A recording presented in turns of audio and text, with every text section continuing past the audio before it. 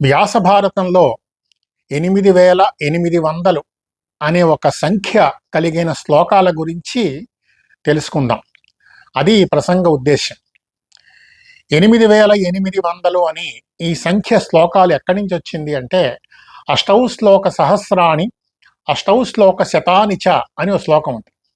దాన్ని బట్టి 8800 అనే శ్లోకాలు, ఇన్ని శ్లోకాలు మాత్రమే వ్యాస మహర్షి రచించారని, దానికే జయం అని కావ్యం పేరు పెట్టారని, అనంతర కాలంలో అది ఎలా పెరిగి పెరిగి పెద్ద కావ్యంగా 1,00,000 శ్లోకాల పర్యంతం అయినది అని కొందరు ఈ మధ్యన ఎక్కువగా చెప్తున్నారు. ఇందులో ఉన్న విషయం ఏమిటో తెలుసుకోవాలి. ఇక్కడ మహాభారతం వ్యాస మహర్షి రచించిన సందర్భం, ఆ నేపథ్యం తెలుసుకుంటే, అలాగే ఈ భారతం లోకానికి వ్యాప్తి చెందినటువంటి సందర్భం కూడా తెలియాలి. అప్పుడు ఈ 8800 ఏమిటో తెలుస్తుంది.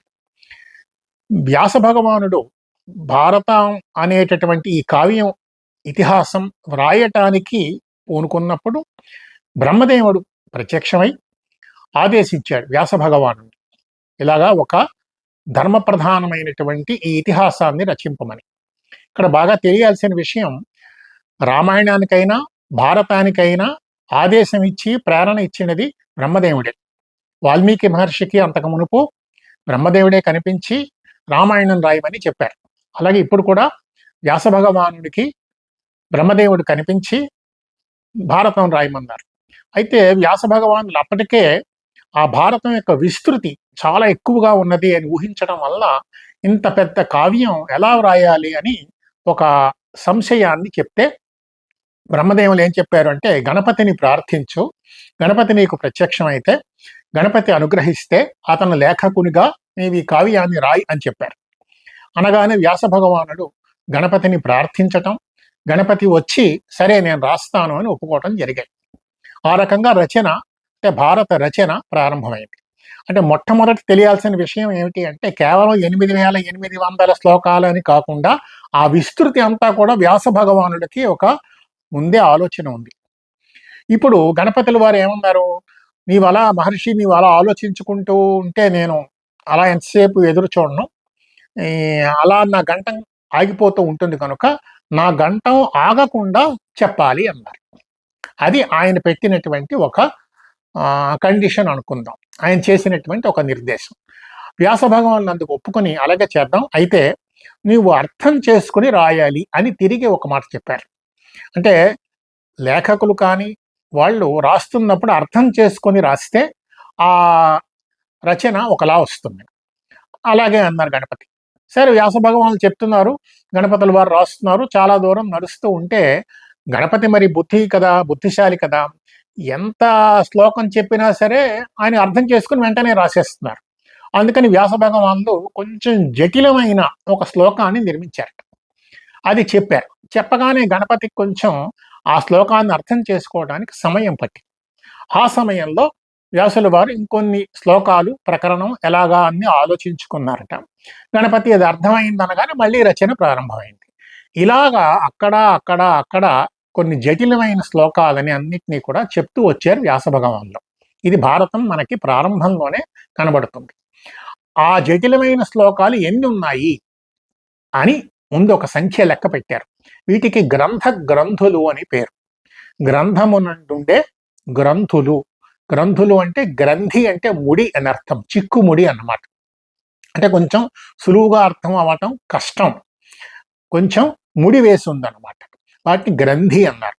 అలాంటి గ్రంథులు ఎన్ని ఉన్నాయి అంటే 8800 ఉన్నాయి అని తర్వాత కాలంలో మనకు తెలిసింది. ఎప్పుడు ఈ భారతం వ్యాప్తి చెందింది. వ్యాప్తి చెందడం 2 రకాలుగా జరిగింది. ముందు వైశంపాయనుడు జనమేజయుడికి చెప్పుట, తర్వాత సూతుడు శౌనకాది మునులకు చెప్పుట.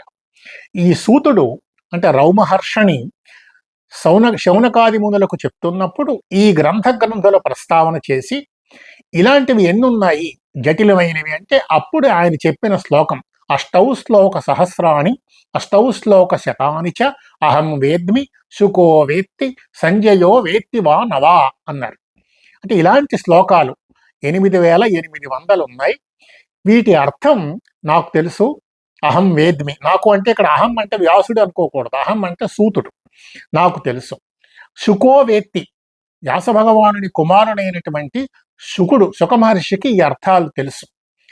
సంజయో వేత్తివా నవా, సంజయునికి తెలుసో తెలియదో అని సందేహాస్పదంగా ఆపారు. ఇది 8800. ఇవి గ్రంథులు అని అర్థం. అలా చెప్తూ భారత ప్రాశస్త్యాన్ని వివరిస్తూ సూతుడు భారతాన్ని చెప్పారు. అది 1,00,000 శ్లోక పర్యంతములుగా ఉన్నది. సరే, భారతములో ఉన్న శ్లోక సంఖ్య అది తర్వాత చూద్దాం. ఈ గ్రంథులు 8800 అని ఈ శ్లోకం బట్టి తెలుస్తాను. అయితే ఏవి గ్రంథులు అనేది కూడా ప్రశ్నే. అంటే జటిలమైన అన్నారు. జటిలం అంటే ఎవరికి జటిలం? ఇప్పుడు నేను శ్లోకం చదువుతూ నాకు అర్థం కాకపోతే ఇది గ్రంథి అని నేను అనుకుంటే ఇంకొకరికి సులువుగా అర్థమై కావచ్చు.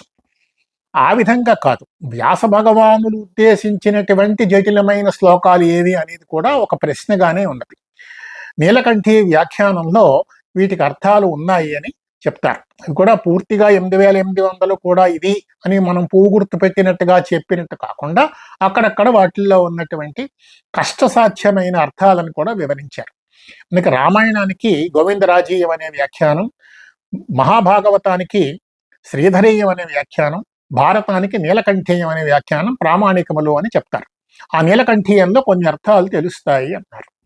ఇలా ఉండగా ఈ 8800 తీసుకుని వ్యాస భగవానుడు రాసినవి అన్నేను తర్వాత పెరిగింది అని కొందరు ఆధునికులు దీనికి ఇలాంటి వ్యాఖ్యానాలు చేస్తున్నారు. అంటే భారత సంప్రదాయం, రచనా సంప్రదాయం తెలుసుకొని ఉంటే అప్పుడు ఇలాంటి వ్యాఖ్యలు రావు. కనుక భారతము అంటే 1,00,000 శ్లోక పర్యంతమైనటువంటి భారతము, మహాభారతమే భారతం. ఇంకా చెప్పాలి అంటే మహాభారతము అనాలంటే హరివంశం అని ఉండదు. దానితో కలుపుకుంటేనే భారతం పూర్తవుతుంది. కనుక అది మహాభారతం యొక్క విస్తృతి. అందులో ఈ 8800 అన్నది ప్రాస్తావికంగా చెప్పినటువంటి మాట తప్ప అది కేవలం వ్యాస భగవాను రచన అంత మాత్రమే అని అనుకోకూడదు. గ్రంథులు అని కొందరు పెద్దలు అక్కడక్కడ శ్లోకాలను తీసి ఇందులో ఈ అర్థం బయటకు కనిపిస్తుంది, కానీ అసలైన అర్థం ఇది అని కూడా వివరిస్తున్నారు. ఆ 8800 పూర్తిగా తెలుసుకున్నా తెలుసుకోకపోయినా సరే ఈ 8800 అనేవి కేవలము గ్రంథులు అని మాత్రమే తెలుసుకొని 1,00,000 శ్లోక పర్యంతమైనటువంటి మహాభారతము కూడా వ్యాస భగవాను రచన అని తెలుసుకోవాలి. అది ఈ ప్రసంగ ఉద్దేశం. స్వస్తి.